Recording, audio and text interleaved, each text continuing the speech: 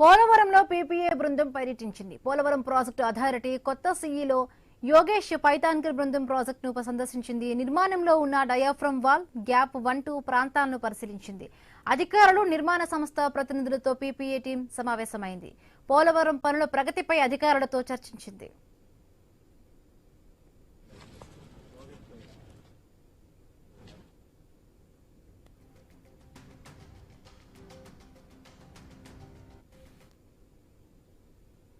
వైకుంఠ ఏకాదశి సందర్భంగా తిరుమలకు వచ్చే లక్షలాది మంది భక్తులకు ఎటువంటి ఇబ్బందులు లేకుండా జాగ్రత్తలు తీసుకుంటున్నామని తిరుపతి కలెక్టర్ వెంకటేశ్వర్లు ఎస్పీ సుబ్బారాయుడు తెలిపారు.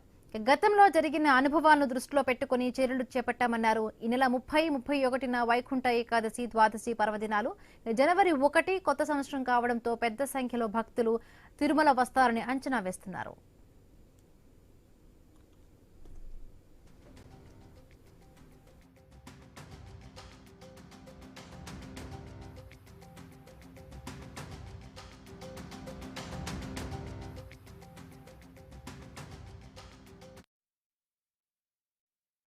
సంబంధించి అన్ని ఏర్పాట్లను కూడా సమీక్షించి భక్తులందరికీ కూడా మంచి ద్వార దర్శనం కల్పించడానికి అన్ని ఏర్పాట్లను కూడా ఇప్పటికే పూర్తి చేసుకుని ఉన్నాము. మొదటి 3 రోజులు అంటే డిసెంబర్ 30, డిసెంబర్ 31 మరియు జనవరి 1వ తారీఖు, ఈ 10 రోజుల్లో ఈ మొదటి 3 రోజులు ఏకాదశి, ద్వాదశి, త్రయోదశి, ఈ 3 రోజుల్లోనే మనకు అత్యంత రద్దీ ఎక్కువగా ఉంటుంది. దేశవ్యాప్తంగా 25 లక్షల మంది ఈ డిప్లో పార్టిసిపేట్ చేయటం, దాన్ని ట్రాన్స్పరెంట్ పద్ధతిలో ఈ డిప్ ద్వారా భక్తుల్ని సెలెక్ట్ చేసుకోవడం జరిగింది. సామాన్య భక్తులకే పెద్దపీట వేస్తూ ఈ 10 రోజుల్లో కూడా వారి దర్శన సౌభాగ్యం కోరికే ఎక్కువ సమయాన్ని కేటాయించిందని కూడా మీరు ఆలోచించాలి. వైకుంఠ ఏకాదశి రాబోయే 30వ తారీఖు నుండి 30-31 జనవరి 1, 26 3 రోజులు మరియు మిగతా రోజులు 8వ తారీఖు వరకు ఏర్పాటు చేయడం జరిగింది.